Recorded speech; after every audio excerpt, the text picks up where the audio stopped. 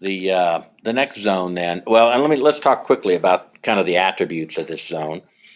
And this is the good real estate. This is the good real estate with high reuse potential, generally well located. It's relatively rapidly available, and by that I mean we have a motivated seller wants to transact the property. The value of impairments is generally much less than the clean value, so it does not threaten the project budget, and it presents nearly normal redevelopment risks. There's obviously risks in any redevelopment. The majority of private investment targets for capital go into this zone, as I said before. But there's still potential issues, and those issues are there can be hidden costs, particularly whenever you have a remediation issue, particularly underground. You always have the potential for cost elements that aren't visible, at least in the beginning. Sometimes there's local stigma. It's viewed as a dirty site that could damage the value of the property in reuse. The one we run into the most often in Zone 1 is unsupportive public officials. And oftentimes the regulatory people are reluctant to treat the relatively mild problems of Zone 1 opportunities. They're reluctant to treat them different than they would treat every other regulatory opportunity that they see.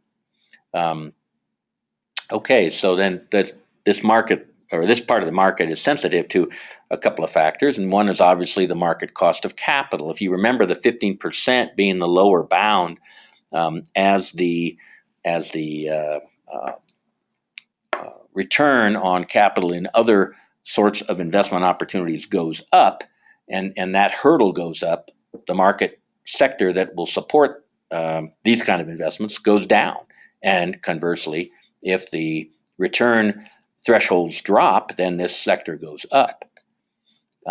There's still uncertainty of regulation, and primarily environmental regulation, that you have to deal with whenever you have environmental impairments on a site, so that it's sensitive to how those are treated and or the change of regulation over time. And then there's the ultimate sensitivity of real estate market cycles. So whenever you're banking on real estate reuse values, you have to be sensitive to where you are in that market cycle. And as we said before, and I'll kind of reiterate, at this time, our capital is looking at least 15% return before they're willing to invest. So this is generally a zone that's broadly characterized by the fact that the reuse value and potential will pay for any cleanup activity. But then we have Zone 2, and Zone 2, for lack of a better nomenclature, we've titled owner financed, and the reason for that is a lot of the sites we see in Zone 2 are corporately owned or privately owned, and the corporations have a cost of capital which is much closer to the boundaries between 5 and 15%. Which is a result of the fact that they can borrow in the capital markets cheaper than a private investment requires. So oftentimes we see a situation where these sites are already paid for by the owner. In other words, they're sunk cost, and they have the opportunity then, as a result of that, to be somewhat creative about assisting in the financing. So that if I have a lower, as an investor, if I have a lower cost of reuse associated with the owner financing the purchase cost or delaying return on delaying their returns over time, then as I've said before, with the internal rate of return as our metric and time being a factor in that metric, it helps the transaction and kind of moves it in the direction of potentially being successful. The attributes in Zone 2 is that the remediation is usually less, may not be significantly less, but it's less than the clean value. And the path to clean probably will take more time than it would in Zone 1, which is usually characterized by pretty rapid cleanup opportunities. So lesser value when clean, lesser than a Zone 1 site, so it puts more pressure on the remediation and the remediation challenges. Entitlement challenges are often visible in this Zone 2, and by that I mean there can be a reluctance on the part of the public officials to control entitlements sometimes for sites in Zone 2, either because they don't want it to go to a particular highest and best use, or some other factor that affects the value and can add some complications. And then the owner must possess sufficient capital resources. By that I mean, if they're going to act in the form of financing this transaction in some fashion, they have to have the capacity, the financial capacity, to endure the wait for their return. And then this zone may attract the more traditional public investment opportunities as well, wherein tax increment financing or other sorts of public investment vehicles can help subsidize the Zone 2 costs to get it into the new reuse in a way that enables the private capital to accomplish its return objectives. But there's potential issues, and the potential issues here, besides really everything that goes along with the same issues you have in Zone 1, you've got schedule uncertainties, and they're often, the schedule uncertainties are more challenging in Zone 2 than in Zone 1, which results in the courage on the part of the investor to speculate on the remediation, because the remediation is generally a larger percentage of the total reuse budget. Any variations in the outcome of remediation can have a much larger effect on the return. So you have to know what you're doing in this zone. We have a white knight versus black knight potential issue. The white knight being what we strive for as investors in this is for the various stakeholders to recognize that we did not cause the problem. We did not put any of the impairment in place. In fact, we're trying to eliminate it or reduce it. And but at times there's a reluctance on the part of various stakeholders to see us in that role, and they want to cast us what we call the black knight role, which is the problem rather than the solution. And you can have entrenched public opponents. In this case, sometimes you get a situation where there's established public groups that are opposed to any action at a site. They're just kind of the fear and loathing. But so it's sensitive to all of Zone 1.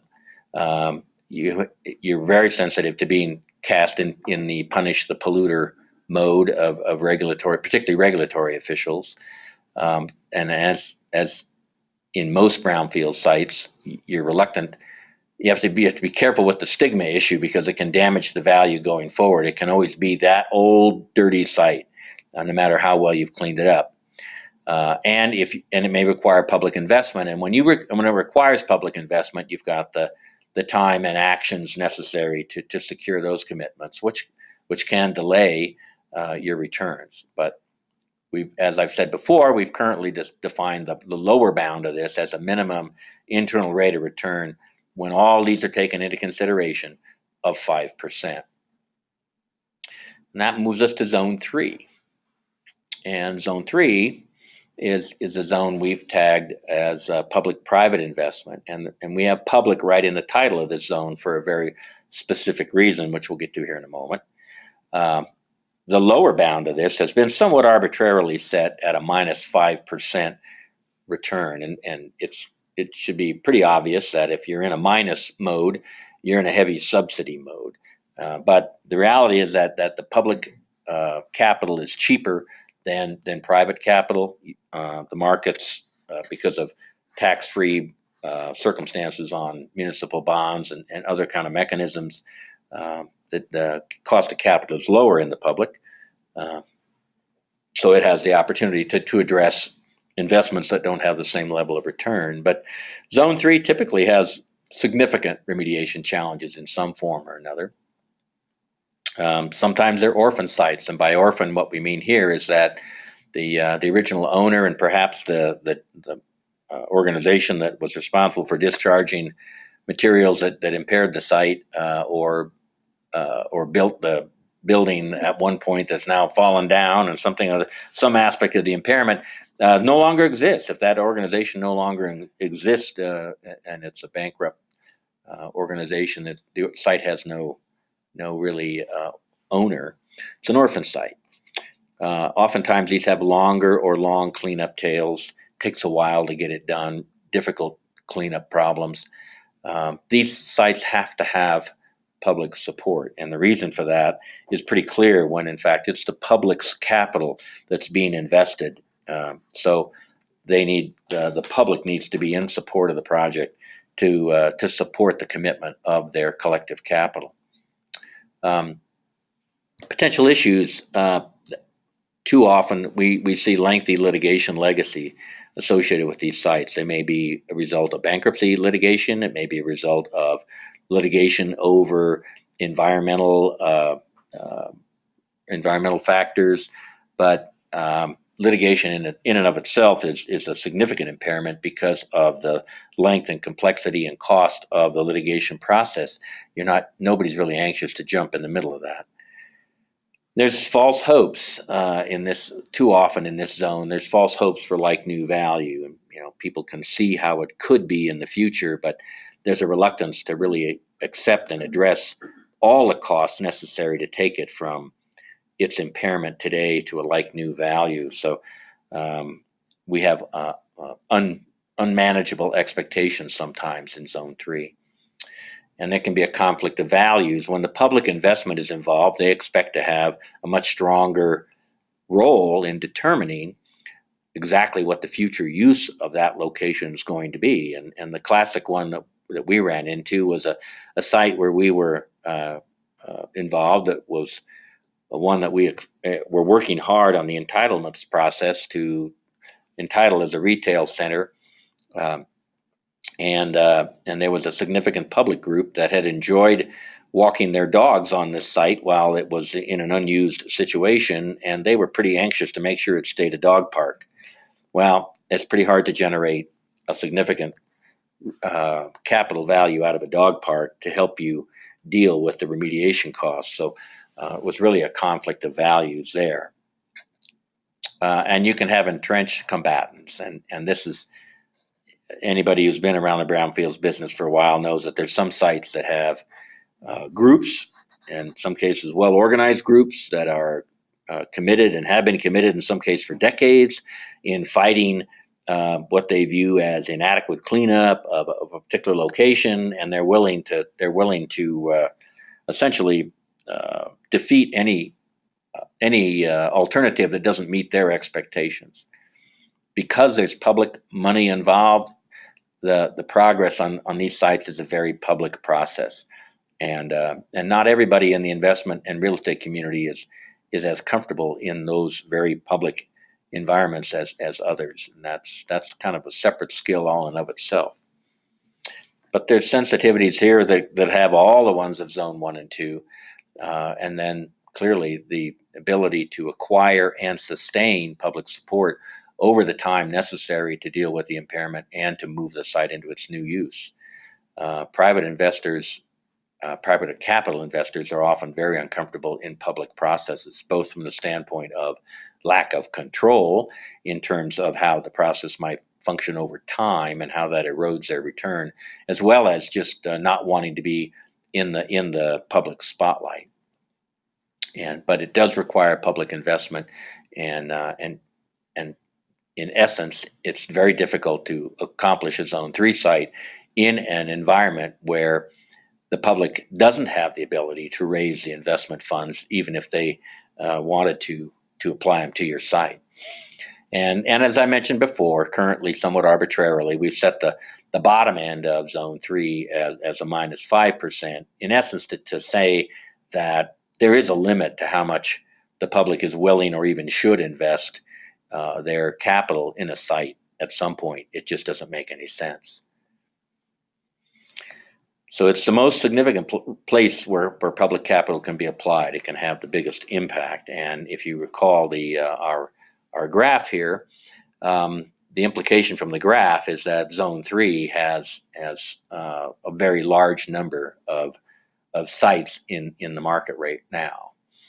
Then Zone 4 is your long-term legacy liabilities, and although we show the lower bound is minus 15, it really, in reality, is probably not bounded there at all. Some sites have very long and infinite tails. Examples might be sites with long-term radioactive uh, impacts, where the decay of that contamination will take forever. But at any rate, Zone 4 it has its own characteristics, and it's certainly almost always the least valuable land with the costliest cleanup. And the land values is impacted by the location. All real estate is location driven. These sites often are out in rural areas. They're often large sites. They have no significant reuse value. They have a long tail to remediation. I mentioned radionuclide decay as probably the most obvious, but even some of the cases with, in the Rocky Mountains, for instance, we have mining locations that have acid mine drainage that really has no end to it in a practical sense. So it's a very, very long tail to remediation. Superfund designations are relatively common in Zone 4, somewhat uncommon in the other zones. But because Superfund is intended to be applied to the largest and most threatening of sites, very often these sites are in Zone 4. Lots and lots of potential issues in Zone 4. There's no practical real estate value. There's going to be almost always a stubborn stigma associated with it. You have entrenched opposition, almost always have entrenched opposition in some form or another, and it's a protracted legal combat zone where folks have been fighting legal battles back and forth for a fair amount of time. New uses are highly restricted, either because of its location and the lack of alternatives, or in many instances because of the nature of the contamination and the need to avoid impacting the management of that contamination over time. And this site is sensitive to everything that zones 1, 2, and 3 has. The legal and regulatory process is often very inflexible for these kind of sites for a whole variety of reasons. You have the public and political attributes of the site. This is a very strong punish the polluter zone, and it's pretty hazardous for an uninvolved party to step into ownership of these kind of sites. And in reality, creative solutions are needed here. What we currently think of as real estate driven solutions don't function in Zone 4, and in reality, in many ways, I think that we do a great disservice to the brownfields business by even calling these sites brownfields. I think we need another name.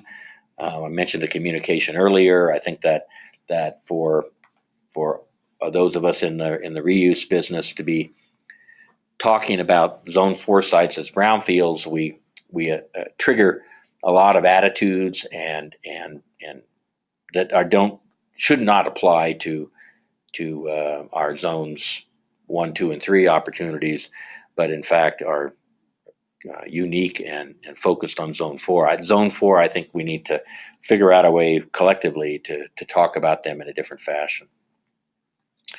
So if we look at the model overall, then from zones 1 through 4, as I said, in Zone 4, I don't think those are brownfields. I think we should quit calling them brownfields. And in some ways, I think we could also say the same thing about Zone 1. The Zone 1 is investment, and those Zone 1 opportunities have been going on in the normal real estate market for a long time, and they'll continue to go on their own because they're worth it from a return standpoint. I don't think those are brownfields either. And I think as we talk about brownfields as a group, we should talk about zones 2 and 3 as those that are brownfields, where there's an opportunity for all stakeholders to come together to try to make those sites move. But that's where I think that collectively we should be working hardest in the concept around brownfields. Zone 4, let's find another solution for Zone 4. It's not in brownfields world. And as I said, Zone 1 will take care of itself. Okie doke. But in reality, taking the conceptual model one step further, there's kind of a gradation. It isn't a bright line like we've just, for the sake of discussion, defined. There's a gradation, and because there's a gradation of returns, in reality, there are opportunities. The more you're in Zone 1, or the closer you're into Zone 1, the more those opportunities, the easier those opportunities are to accomplish. But with public funds, with private funds organized in the right fashion, integrated remedial solutions that are integrated into the reuse, we can move sites from a parent Zone 2 or 3 sites. We can move them in the direction of Zone 1 where they can be successfully redeveloped. But I want to make a plea on this discussion here that we all think real hard about how we define what constitutes a brownfield, and so when we talk about it among each other and we talk about solutions, we are identifying the right kinds of properties that can benefit from those solutions and not misapplying them to properties that either don't need them or won't be able to sufficiently benefit from them. So with that, I'd like to open it up to questions and see if we can't start a little bit of a dialogue around this and see if we can kind of move this idea forward in a broader way. So it's for those of you who are webinar adept, you should see that there's a place for you to type in your question, and we can move it forward. And while you're perhaps thinking of that and doing your typing, I'll ask and answer a question to get started. And the one that I think is somewhat obvious and is whenever I give this presentation to some folks is that they ask, well, how do you establish the internal rate of return of a project? How do you go about doing that if that's the critical element necessary to decide what zone you're in? And at RESIGHT, we develop a detailed transactional pro forma for each opportunity that tries to take into account all the various aspects from remedial costs and how they link into reuse costs associated with either demolition and or reconstruction of the site for its intended future use, tax implications, cost of capital implications, timing of all that, the entitlement risks, how expensive and difficult that might be. All that is calculated into the pro forma and given a cost value that then can be calculated out to see where your rate of return is. And then because it's a dynamic model that we use, you can start to look at the impact of your critical factors that are affecting your return, what has to be improved or made more cost effective in order to move it into an attractive IRR that we can then turn around and present to our capital investors as an opportunity that's worth them taking taking their capital and putting it at risk.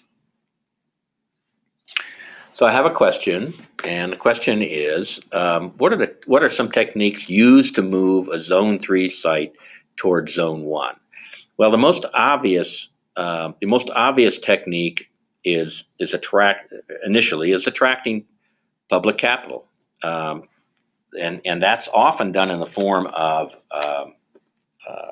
economic development bonds or capital made available by public capital allocators, and we really have two sources of public capital in that regard. There's the federal capital, because the EPA does have some brownfields money.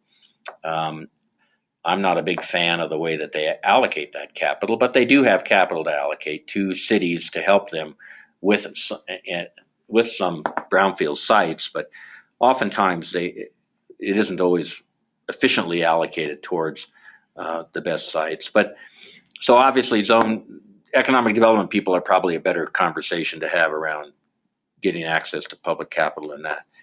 Additionally, I think you can take a very You can work to try to get public officials to understand that there's a highest and best use. I think that conversation a lot of times is takes a while, but if you can move it to the highest best real estate value, then you get a situation where you can start to generate the kind of value into that can help pay for the cleanup done as part of the redevelopment. I think that Zone 3 often is a very fertile area for voluntary cleanup programs in various states, where it is. Some of the states have programs that are set up to streamline your cleanup in a reuse mode, which allows you to much more efficiently accomplish the cleanup, and they're both from a time and a cost standpoint, all which helps the IRR and moves it in the direction of Zone 1. So do we have another question? The question here is can you clarify which zones are of interest to RESIGHT, or how you evaluate some of the factors like public involvement, regulatory agencies, parties with heels dug in, et cetera, when evaluating whether you want to get involved? You've just given a big picture of the IRR, but how would we know what to bring to you as a potential site? Well, the investors, RESIGHT has an investment arm and an advisement arm, and the investment arm is focused on zones 1 and 2, and primarily because of the requirements of our outside capital.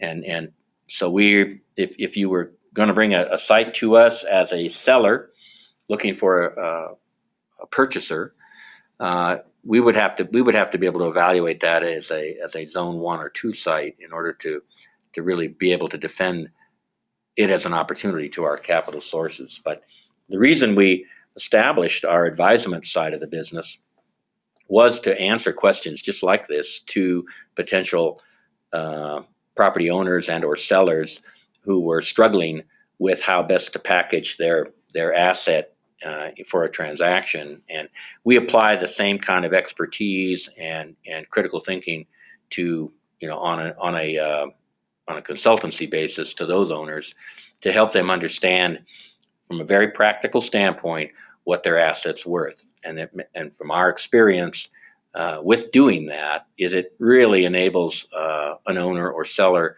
to understand where they are, the reality of what they're likely to earn in the way of value on the site, what they might be able to do with their own resources to improve its attractiveness for a transaction, and or what they might have to do in terms of starting a conversation with public officials about potentially making the site more attractive by bringing public capital to it. Okay, and I have a question here. Do Zone 1 projects depend on risk shifting through environmental insurance? And if so, what impact is the current insurance market having? That's a great question. And the reality is that in Zone 1 locations, and I think this is a perfect example of some of the problems associated with calling these locations brownfields, is that that investors in this zone are equally, they're afraid that when we offer them a Zone 1 opportunity, it looks a great deal to them like a Zone 4 opportunity because of all the conversation, and they're scared to death it's going to turn into one, and their capital will disappear down a black hole. Insurance, environmental insurance, was one of the mechanisms created to try to deal with that risk and that uncertainty, and it still has a function. There are still environmental insurance vehicles that can help with some of those risks. The primary risk that is in remediation is the remediation cost risk is one that's not very well addressed right now by the insurance markets, and so that risk has to be dealt with in other ways. But there's still a role for environmental insurance if properly applied, and we're hoping that at some point the environmental markets, risk markets, can bring remediation products back into the marketplace in a way that makes sense for all involved. But we still use environmental insurance on virtually all of our transactions. But As an aside, I'll point out that in Zone 1, we often use insurance as an exit, not an entrance, in an effort to try to deal with some of the stigma and future uncertainties that a potential purchaser from us would have at the point in time when we're selling. I have another question here. What are some examples of successful Zone 4 reuses? What kind of partnerships are needed to get to successful reuse on those sites? Well, I think that the way we're looking at Zone 4 right now is that oftentimes in Zone 4 there are, I'll call them smaller or inset kind of opportunities within a larger opportunity. So you may have hundreds and maybe thousands of acres of a site. It probably isn't all contaminated equally. There may be an opportunity to generate some value out of some portion of the site, but that value won't in and of itself completely support all the costs associated with a Zone 4 location. So we see real estate opportunities in Zone 4 just as one of the mechanisms to try to help pay for the cost, but and sometimes those are very creative. We were looking at the potential for a ski resort in a location where there was a mine drainage problem, and we had to take a look at whether or not the value of the real estate in adjacent to a ski resort, selling condos or whatever, would be able to pay for the reuse and still give us a return, as an example. But I think that you have to be pretty darn creative in Zone 4 for the most part, and pretty much be aware that it's very unlikely that you're going to be able to do much other than offset some of the long-term costs. And as to the partnerships, I think that the challenge in Zone 4 to reuse any of the property is oftentimes a political challenge, in that you have to get there has to be sufficient enough political support, both local and state, and in some cases federal if there's a superfund involved, to insulate the new use from the old problems in a way that gives comfort to investors to go ahead and put some of their money at risk. So, but that's a good question. And what question here is, what zones do the majority of RESIGHT's opportunities fall in? And I'll tell you that from an investor's standpoint, as I said before, the majority of our sites are in Zones 1 and 2 because of the nature of the demands of our capital investors. But from an advisement standpoint, we have provided advice to owners in all 4 of those locations. But I think that probably the majority of those sites are Zones 2 and 3. I think that for the most part, the people with Zone 4 have been struggling. Zone 4 sites have been struggling to try to deal with the regulatory process that governs them right now, and the idea of reuse has been a struggle in that zone. And then I have a question here that would it be correct to believe that to avoid real or apparent conflicts of interest, you are doing advisement on a specific situation or site project, you will not switch to the role of investor? And yes, that's a good question, but we make that very clear internally, that when we are approached about a specific location, we with rare exceptions, we decide very quickly whether it's an advisement or an investment opportunity. But if you'll recall the diagram again, that Zone 1 is the smallest of the zones. So the chances of it being a Zone 1 investment are relatively smaller to start with. And from our perspective and with our experience, we can come to the point of deciding that it's a Zone 1 opportunity pretty fast. And so we can clearly decide essentially what side of that fence we're going to be on pretty quickly. And the question is correct in the sense that we don't expect or anticipate or look to switch from one to the other. We have had situations where owners have subsequently asked us if we'd like to buy it at that price, but that's a rare circumstance. Most of the time, we're on one side or the other. I got a question here.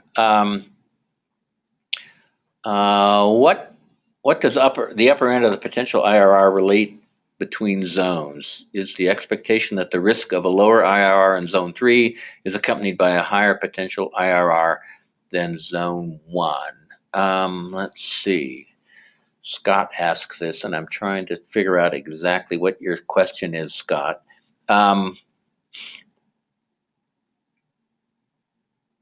Is the expectation that the risk of a low IRR in zone 3 is accompanied by a higher IRR than zone 1? Get some raised eyebrows on this then. Scott, I'm gonna ask you to contact me individually, and we'll go over that one together, because I don't want to misanswer your question.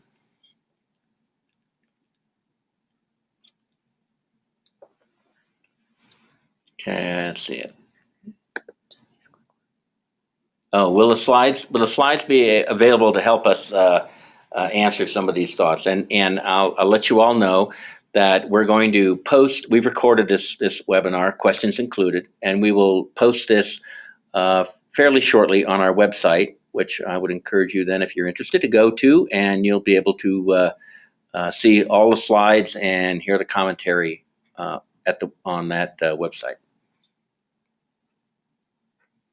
So if we have any others, that's it. Okay. Well, folks, I want to thank you very much for taking the time and your attention again to listen to the webinar today. And I would echo the statement I just made, that if there are additional questions that you have individually that you'd like to chat about, go ahead and feel free to contact us directly, and we'll be delighted to talk to you and identify any answers that we can to any of these questions. So thank you once again. I really appreciate it. And goodbye for today.